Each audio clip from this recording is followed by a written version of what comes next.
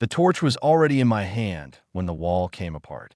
I had been cutting for 3 hours. Long, careful passes along the edge of a hull panel that someone, centuries ago, had sealed with a material so dense it laughed at my first two blade settings. I turned the torch up to its highest safe level and went again, and this time the panel gave, not gracefully, but all at once, dropping inward with a sound like a bell struck underwater. I caught myself on the frame, looked down into the dark beyond it, and felt the heat from my torch push back against something warm already waiting on the other side. That was the moment I should have stepped away. I did not step away. My name is Cal Voss. I am 38 years old. I grew up in Newcastle, spent 6 years in the merchant fleet fixing things that other people broke, and for the last 4 years I have been contracted to lander brig salvage operations, which means I go to dead ships in deep space and make them stop falling apart. It is not exciting work. It is precise work, and I am good at it, and it pays well enough that I own a small house back on Earth that I'm almost never in. The ship we had been towed alongside for the past 9 days was called Nothing, at least not in any language included in my tablet's translation index. The Galactic Council had brought us out here under a contract that gave us our daily rate, a bonus for speed, and a document 6 pages long explaining what we were not permitted to do. We were not permitted to enter any sealed compartment. We were not permitted to remove any component from the interior structure. We were not permitted to ask questions about the vessel's origin or function. We were to secure the exterior plating, patch 3 hull breaches on the port side, and leave. I had been doing exactly that. The panel I cut through was exterior plating. Technically, it was on the outer hull at the junction between 2 massive armor sections that had pulled apart over what must have been a very long time. My job was to stabilize that junction. The panel fell inward because there was a cavity behind it, a cavity that had no business being there on a solid hull plate, and because I was curious, and because the light from my torch was already pointing into it, I looked. It was about the size of a large room. The walls were smooth and dark, a material that absorbed most of the torchlight rather than reflecting it. And in the center of the room, suspended between 4 pylons made of the same dark material, was a thing. I'm not going to pretend I knew what it was. I had seen Council weapons systems in illustrated briefings. I had seen Council warship interiors on 2 separate occasions when a salvage contract included interior work. Nothing looked like this. It was roughly cylindrical, roughly in the way that a river is roughly straight. It had mass and presence in a way that made me feel slightly off balance just looking at it. Its surface was not smooth. It had a pattern across it, a pattern of lines and channels that seemed to shift when I moved the torch, though I was fairly certain they were not actually moving. I was also fairly certain it was warm. Not hot, warm, like something that had been running at very low power for a very long time. There was a crack running through it. Not a fracture, not a split. A crack, maybe 2 centimeters wide at its widest point, running diagonally across the lower third of the device from one side to the other. The edges of the crack were darker than the surrounding surface, and I could see, even from the panel opening 3 meters above, that the internal material was visible through the gap. It was faintly lit from within, a low, amber color like coals that had been sitting all night. I climbed down. I want to be clear that I understood this was contrary to the terms of my contract. I want to be clear that I'm not a person who generally ignores the terms of contracts, because contracts are what keep people like me employed and alive in environments where being wrong costs more than money. I climbed down because the crack in that object was the most familiar thing I had seen in 9 days of working in the dark on the hull of a ship that seemed designed to make humans feel small and unnecessary. I had seen that crack before. Not on this device, not on anything like this device, but the pattern of it, the geometry of it, the way the edges darkened inward, and the way the internal layers had separated rather than broken. All of it was familiar in the way that a word in a foreign language is familiar when you know the root. I crouched beside the lower pylon and looked at it from about 40 centimeters away. I did not touch it. Not yet. The amber glow from inside the crack pulsed once, very slowly, like a breath taken in sleep. Behind me, at the top of the panel opening, someone started screaming. The voice belonged to Council observer named Verith Sull, a Dren, which meant she had 4 arms and a voice that operated at a frequency slightly too high for human comfort at full volume. She had been assigned to our salvage barge as a monitor, which mostly meant she sat in the observation bay and watched our work feeds and sent disapproving messages about timeline. I had met her twice in 9 days. I had not enjoyed either occasion.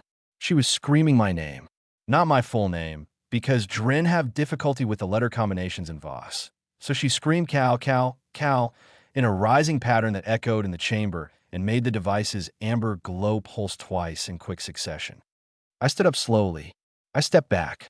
I did not take my eyes off the crack.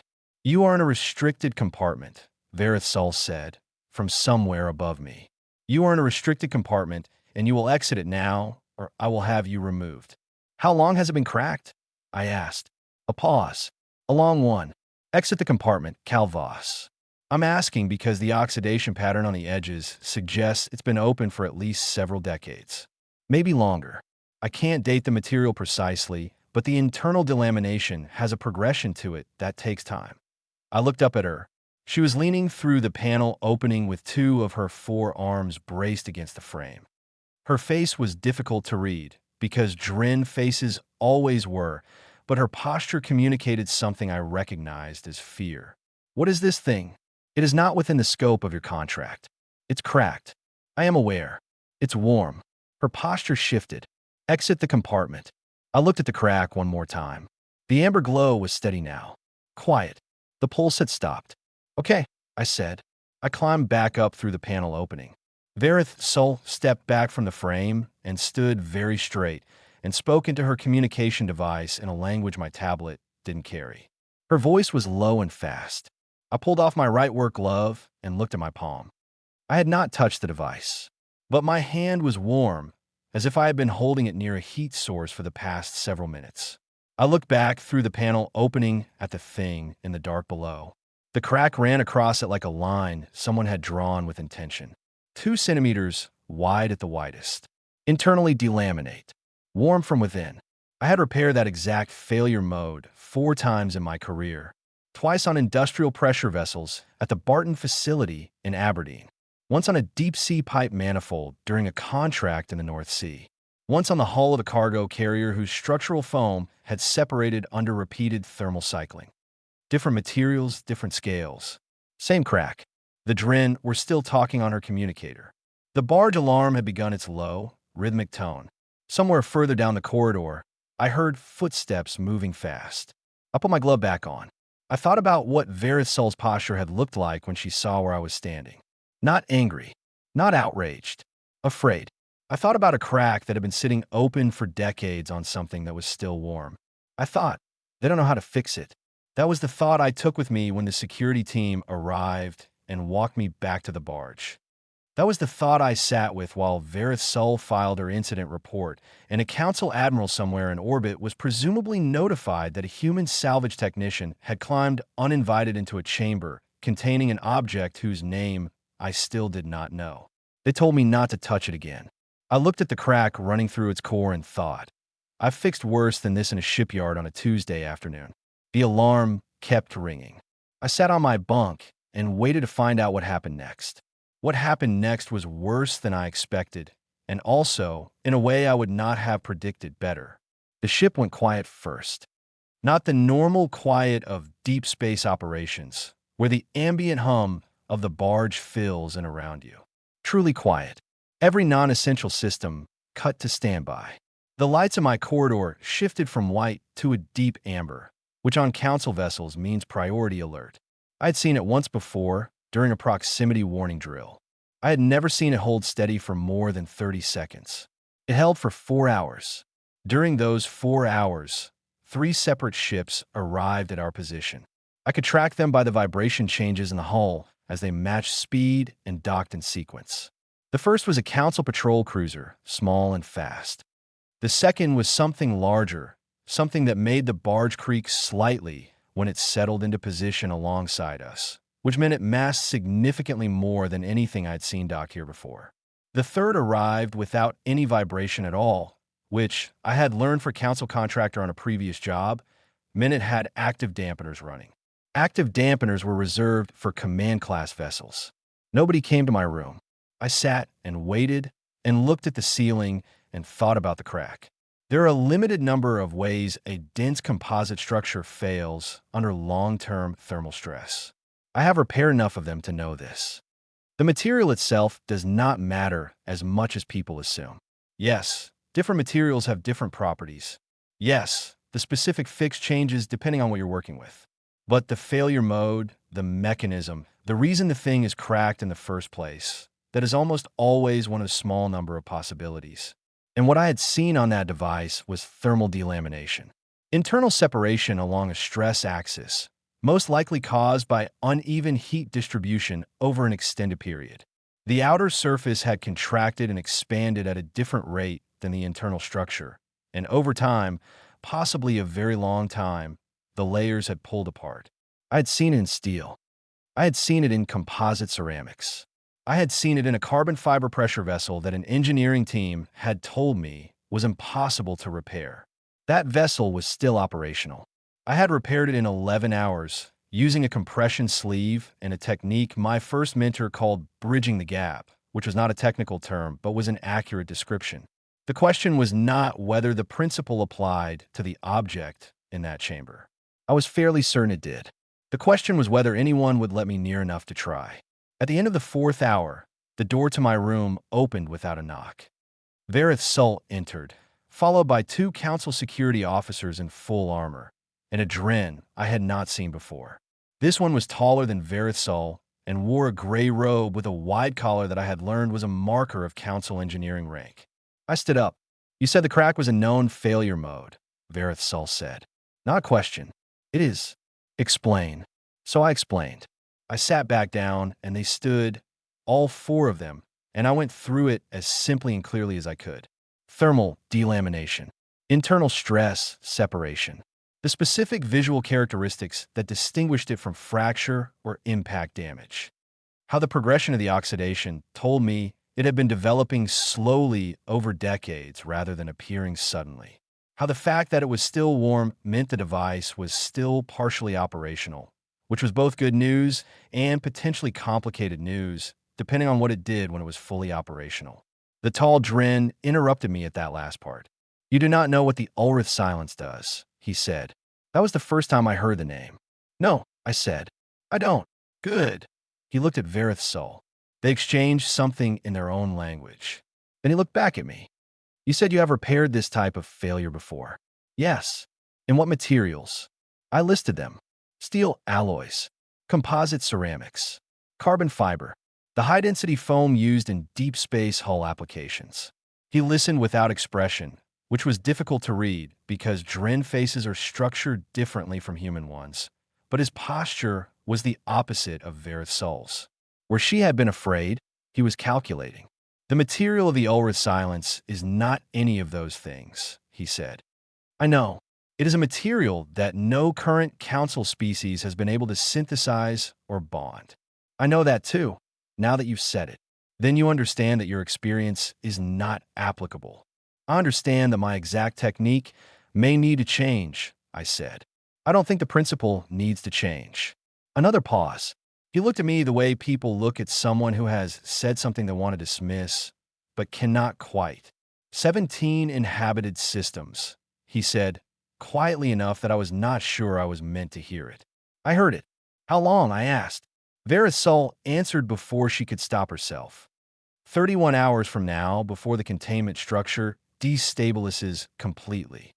The tall Dren gave her a sharp look. She looked at the floor. 31 hours. 17 systems. I thought about the crack. I thought about the amber glow, steady and slow, like something very old and very tired still trying to do its job. "I want to go back in," I said. The tall Dren was silent for a long moment. Then he said his name was Savith, that he held the rank of senior design engineer within the Council's Historical Weapons Division, and that he had spent 11 years studying the Ulrith silence from the outside of its hull, because nobody had been permitted to enter its chamber until today. "And how did that work out?" I asked. It was not the right thing to say. I knew it immediately. But Savith did not raise his voice. He simply looked at me steadily and said that his team had 28 hours to solve the problem. and that I would remain in my room until further notice. The door closed. I lay back on my bunk and looked at the ceiling and thought about the word he had used. Solve. Not repair. Solve. Engineers talk about solving problems the way welders talk about fixing them. Different words for the same crisis, but the difference in words tells you something about how the person sees the work. I had not been in the room for more than 10 minutes when I felt, rather than heard, the barge shift slightly in position. One of the dock vessels had just moved. I pressed my hand to the wall and felt the vibration of a second docking clamp engaging. More people arriving. More minds being brought to bear on a crack 2 centimeters wide. I closed my eyes. I thought about the oxidation on the crack edges. I thought about how the internal glow had pulsed twice when Varith Sol's voice hit a certain frequency. I thought about the geometry of the separation, the way the outer surface had pulled away from the inner structure along an axis that was not quite vertical and not quite horizontal, a diagonal line that told a specific story about where the stress had originated. I thought it started from the inside. The heat source was internal.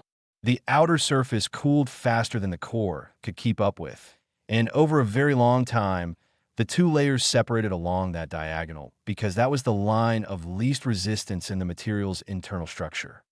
To fix it from the outside, you don't bond the crack closed. You distribute the stress. You give the outer surface something to push against so the separation doesn't widen further. And then you give the internal structure time to stabilize, because if the heat source is still active, and the glow told me it was, the material is still doing what it was designed to do. You are not healing the wound. You are holding the edges steady while the thing heals itself. 28 hours. Sabbath's team had 28 hours. I gave them 14 before they came back. The door opened again. Sabbath entered alone this time.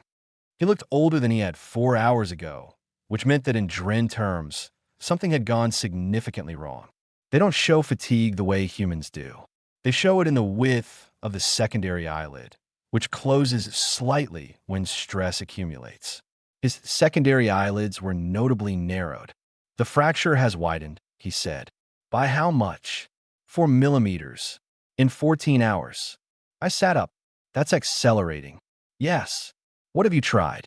He told me. They had attempted 3 different bonding compounds, none of which adhered to the outer surface. They had attempted a containment field projected from outside the chamber, which had reduced the rate of widening briefly before the device's own field generation disrupted it. They had attempted to lower the ambient temperature of the chamber to reduce thermal cycling, which had caused the internal glow to intensify rather than stabilize. I listened to all of it. You don't need to bond it, I said.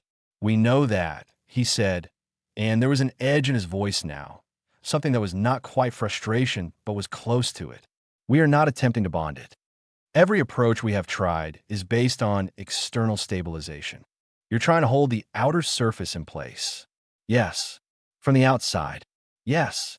You need to hold it from within the crack itself, I said, not against the outer surface.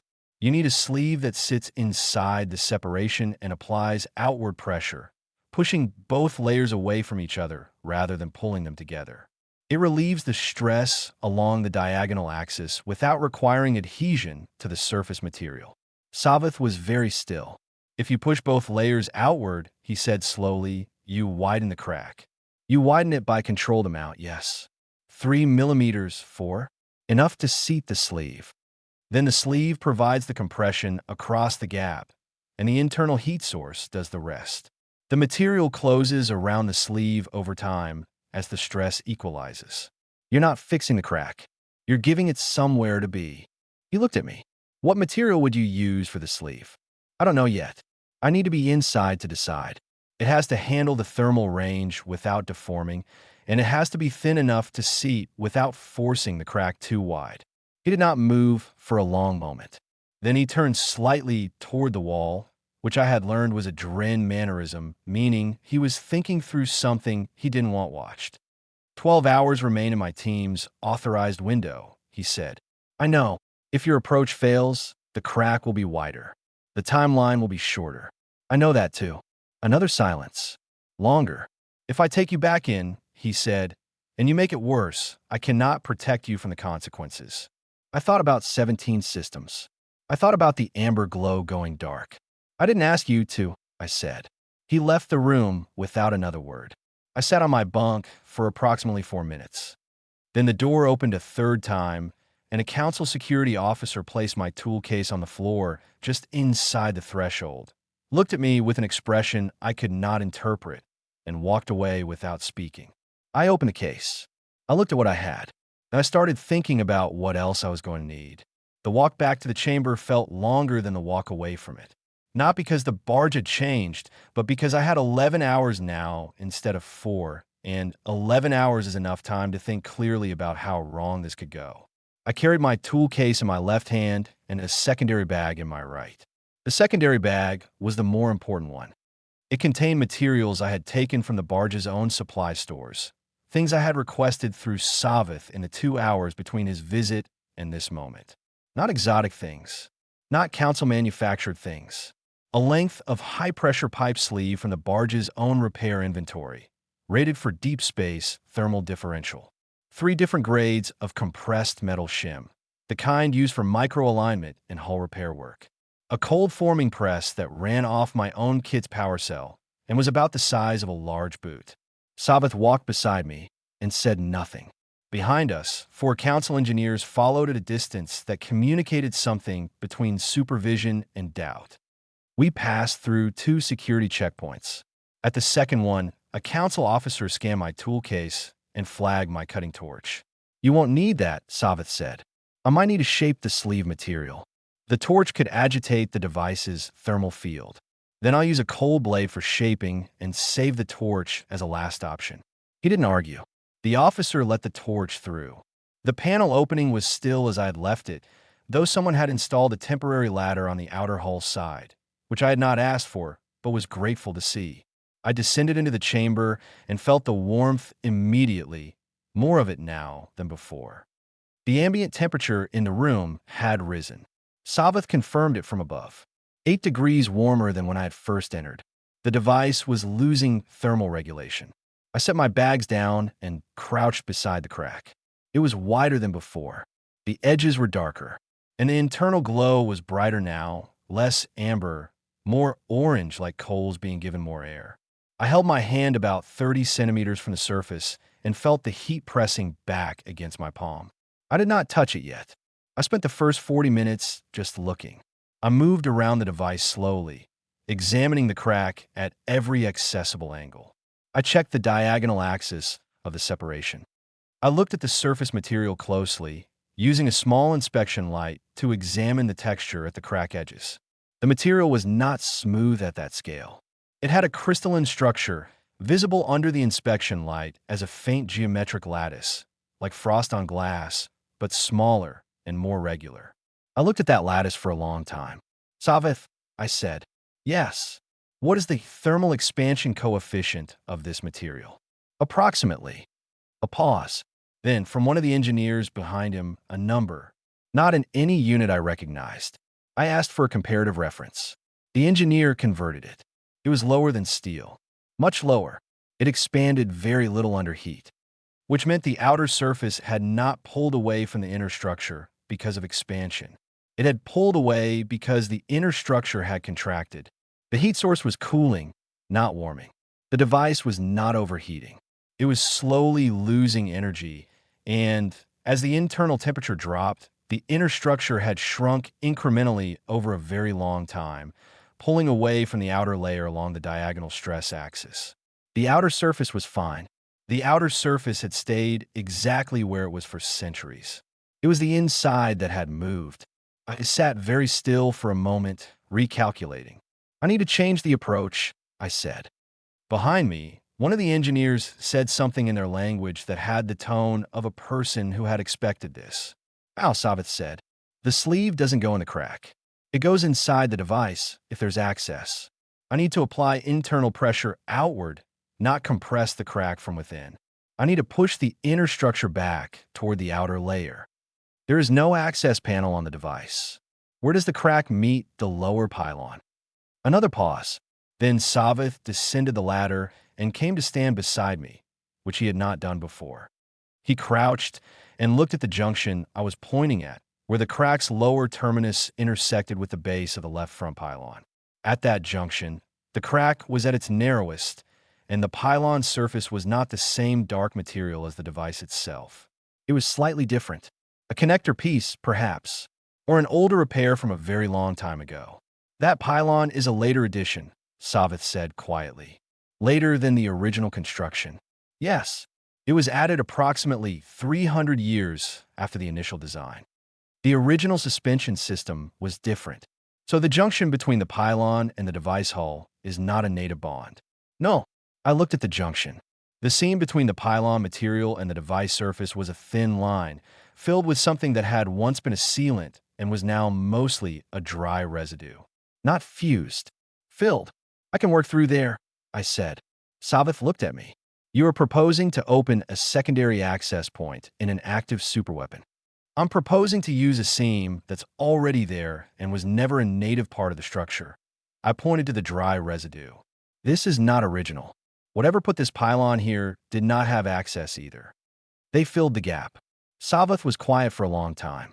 If you disturb that junction and the device interprets it as a hostile action, he said very carefully, the consequences will be immediate and will not be survivable. Does it have a mechanism to detect hostile intent, or does it detect physical contact? We do not know. I had expected that answer. I sat on the floor of the chamber. The warmth from the device was constant now. Not uncomfortable, but present, like sitting near a fire you can't see. The crack is still widening, I said. Yes, the current trajectory, Savith told me. At the current rate, the crack would reach the primary containment wall of the internal structure in approximately 9 hours. After that, the council engineers had estimated the cascade would be fast. 9 hours. I looked at the dry residue in the pylon seam. I picked up my coal blade and started working. The seam was about 3 centimeters wide at its widest and ran along the base of the pylon in an arc of roughly 90 degrees. I worked slowly, very slowly. The blade was designed for micro work and had a ceramic edge that would not spark. I applied the absolute minimum pressure needed to clear the residue from the upper edge of the seam, and I watched the crack with every stroke. Nothing happened. No pulse of light. No change in vibration. No shift in the glow. I cleared a section of the seam about 2 centimeters long and paused. The device was warm against the floor near my knee. I pressed 2 fingertips against the device surface just beside the cleared seam, not into the seam itself, just against the outer surface, and held them there. The warmth was immediate and specific. Not uniform heat, but directional, as if the warmth inside was moving, circulating. I held my fingers against the surface and felt that circulation and tried to understand what I was feeling. I kept my fingers there for a long moment. Then I began to understand the rhythm of it. Savith, I said, the internal heat source is not failing. It's cycling. There's a pattern. Silence from above. It pulses, I said, slowly. Every system has a rest phase. This one has a long rest phase. That's why it looks like it's losing energy. It's not losing energy, it's in a slow cycle mode. The contraction happened during a rest phase that lasted a very long time, possibly centuries. Savith descended the ladder again. I pressed my fingers harder against the surface, feeling the rhythm. Long pause. Faint warmth. Long pause. Slightly more warmth. The cycle was slow, maybe 30 minutes between peaks. It was not dying. It was waiting. If it's cycling, Savith said, and the contraction happened during a rest phase, then the inner structure will expand again when the cycle reaches its next active peak. Yes. And if the crack is open when the expansion happens, it will propagate faster. The expansion force will push outward through the existing separation. So we have, Savith said, and paused to calculate, approximately 1 cycle before the expansion event. If my estimate of the cycle length is right, yes, about 28 to 30 minutes. Savith looked at the crack. He looked at my tools. He looked at my hands. What do you need? He said. I told him. He went up the ladder and came back down in 4 minutes with 2 of his engineers and a case of materials I had not asked for but immediately recognized as useful. They placed the case on the floor and stepped back. No instructions. No conditions. I got to work. The sleeve had to be fabricated on site. I could not bring a preformed piece because I did not know the exact dimensions of the internal gap until I started clearing the seam. I worked the cold blade along the pylon arc, clearing the residue, and used my inspection light to measure the gap as I went. The gap was not uniform. It varied between 4 and 6 millimeters along its length. I chose the 4 millimeter shim stock from my bag, the thinnest grade, and began cold forming it against the press into a curve that matched the arc of the pylon. The press was loud. Everyone in the chamber heard the sound of it. Nobody said anything. I formed the sleeve in sections, 8 pieces in total, and fitted them together with the micro clamps from my tool case. No adhesive, no welding, clamps, and compression, held in shape by the geometry of the fit. When I was done, I had a segmented ring, roughly 90 degrees of arc, sized to sit in the pylon seam and apply outward pressure against the inner structure of the device when it was driven into position. It was not complicated. It was not elegant. It was the exact right tool for this specific job. I looked at Savith. He looked at the sleeve. He looked at me. If the device does not respond well to insertion, he said, I know, and you still intend to proceed. We're at 9 hours, Savith. He stepped back. He did not tell me to stop. I took that as the only permission I was going to receive. I positioned the first segment of the sleeve at the cleared seam, tilted it to the correct angle, and drove it in with a single deliberate tap of my hammer. The device vibrated. Not slightly. It vibrated in a way that moved the air in the chamber, a deep pulse that I felt in my chest and the soles of my feet. Behind me, one of the engineers made a sound and started toward the ladder. Hold, Savith said. They held. The vibration faded. The amber glow inside the crack shifted briefly toward the orange end of the spectrum and then settled back to amber. I drove the second segment in. Less vibration. The device seemed to, and I have no better word for this, notice, not respond with hostility. Notice the way a sleeping person notices a sound without waking. I drove the third segment in. The fourth.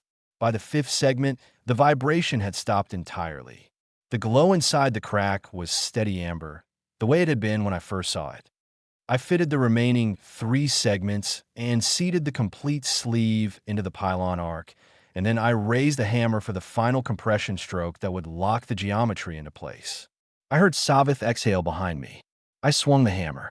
The sound in the chamber was a single sharp note, clean and metallic. The sleeve seated. The clamps took the load, and the crack did not widen. The edges of the crack, which had been pulling incrementally apart for 14 hours, stopped moving. I sat back on my heels. My hands were shaking. They had started shaking about 6 segments ago, and I had not let myself notice until now. The heat in the room had built up during the work, and my arms had been in close proximity to the device surface for almost 2 hours. My forearms were red. My palms were burning. I set the hammer down. The glow inside the crack was amber and steady, and the pulse I had felt under my fingertips earlier was still there, slow and regular, the long cycle of a very old machine doing what it had always done. Savith was the one who spoke first. He said, in a voice so quiet I almost missed it, the dimensional readings on the crack have stabilized. One of his engineers confirmed it. Then another. Readings being called out and confirmed, numbers and units I didn't fully understand, all of them converging on the same result. The crack was not closing, but it was not widening. I looked at my palms. The skin was tight and red, not badly burned. I had worked in worse heat. I stood up. My knees were not happy about that, but I stood. How long will the sleeve hold? Savith asked. Years, I said. Barring anything unusual, years. The geometry is self-reinforcing. As the internal structure expands in the next active cycle, it will push outward against the sleeve, and the sleeve will distribute that force evenly around the arc instead of concentrating stress at the crack. It spreads it. The crack becomes a controlled gap instead of a progressive failure. Savith was quiet. One of his engineers said something in their language. Then another. I didn't have translation for it, but the tone was not what I had expected. It was not the tone of people who were angry or uncertain. It was the tone of people who had just seen something they did not have a category for. Savith turned to look at me fully. In Dren terms, that was a significant gesture. They do not turn their full attention to something unless they mean to. That should not have worked, he said. I looked at the sleeve. I looked at the steady amber glow inside the crack. It always works, I said. The medical bay on the Council command vessel was cleaner than anything I had been inside in 4 years. The Drin medic who treated my arms did not speak to me, and I did not try to speak to him. But he was thorough and careful, and when he was done, my forearms were wrapped and the burning in my palms had reduced to something I could easily ignore. I sat on a surface that was not quite a bed in a room that was not quite a room and looked at the wrappings and thought.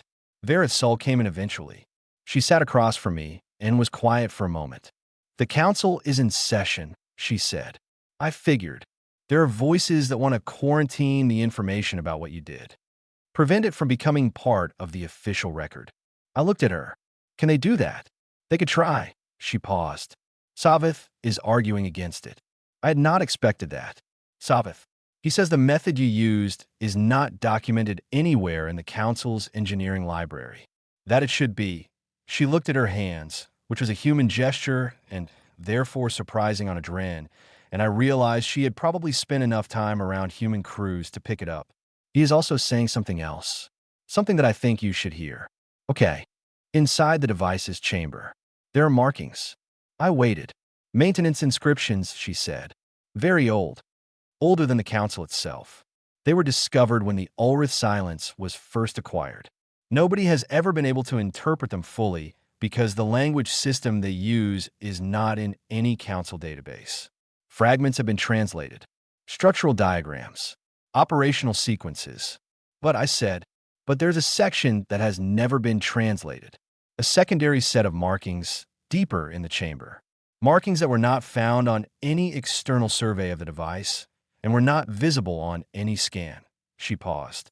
Savith says they were found approximately an hour ago by his team when they were examining the area near the pylon seam. I sat up straighter. Near where I worked? I said, yes. The markings are not engraved or painted. They are textural, variations in the surface material that are only detectable by direct physical contact with bare hands. No scanning equipment is sensitive enough. I thought about the moment I had pressed my bare fingers against the surface, the way I had felt the circulation of warmth beneath. I had not been looking for markings. I had been reading the thermal cycle, but my hands had been there, on the surface, directly. Have they translated them? I said. Verith's soul stood up. Not yet. They have a partial. Enough to understand what the section describes. She moved toward the door and stopped. It describes the intended maintenance crew for the Ulrith Silence, the physiological parameters, thermal tolerance range, manual dexterity requirements, the ability to work with unmediated contact, meaning without instruments or scanning tools, the capacity for improvised fabrication under pressure. I was very still, and the inscription also carries a name, she said, a designation for whoever met those parameters. The translation is not precise, but the closest interpretation is something like, those who endure burning. She left. I sat in the clean white room and looked at my wrapped hands and thought about a civilization 900 years dead that had built something so large and so powerful that it had outlasted them, and had left inside it a set of instructions that could only be read by someone who was willing to press bare hands against the heat. I thought about the amber glow. I thought about a crack that had been waiting decades for someone to fix it.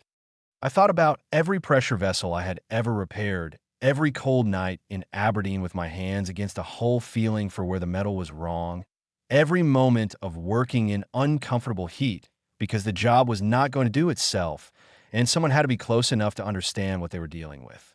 I thought about how the Council had looked at me since I arrived on that barge, how Verith Sul had been afraid, how Savith's engineers had watched me work as if they expected failure.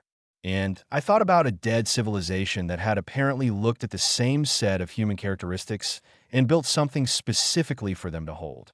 The Council did not approve Earth's membership application. Not yet, not that session.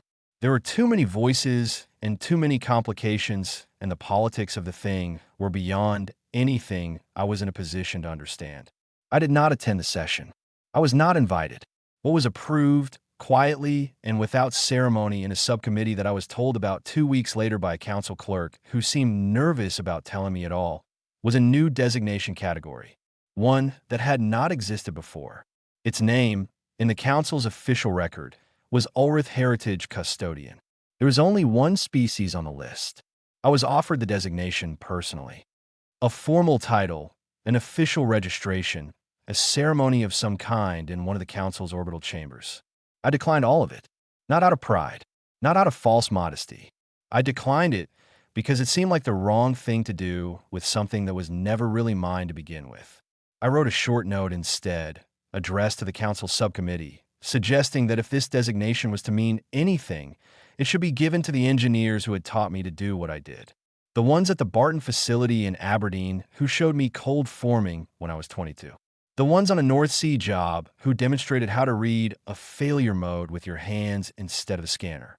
The ones who had rebuilt the carbon fiber vessel everybody else had written off. I named 3 of them specifically. I asked that the designation be attached to the method rather than the person. I do not know what became of that note. I was flown back to Earth on a council transport. No ceremony. No significant conversation. The transport crew was professional and efficient and interacted with me no more than was necessary. That was fine. I slept for most of the journey, which was the first real sleep I had managed in several days. In Newcastle, on a gray Tuesday morning, I went back to work. There was a gas pipeline contract waiting for me, scheduled in 2 weeks, but there was also a call from a local engineering firm about a cracked pressure vessel at a food manufacturing plant that nobody wanted to deal with. I took the call. I drove to the plant. I looked at the vessel. The crack was a straightforward thermal delamination. Composite surface, industrial grade. I had seen it 100 times. I started working. 6 months later, a package arrived at my workshop. It came with no return address and no customs declaration that made any obvious sense to the delivery service, who had clearly given up trying to categorize it and simply marked it as miscellaneous materials. It was a case, sealed, about the size of a shoebox. When I opened it, there was a single piece of metal inside, a fragment roughly the size of my hand. The surface was dark, the way the device had been dark, absorbing light more than reflecting it. Along one edge, a line of textural markings was visible if you looked at the right angle. Not engraved, not painted, variations in the surface, detectable if you knew to look. I pressed my fingertips against the markings. Under my hands, barely, almost not at all, the fragment was warm. No note, no name, just the metal and the warmth and the words I could feel but not read. I put on my workbench, next to the hammer I used that day. I don't know what we are to the galaxy yet, but I know what we're made of.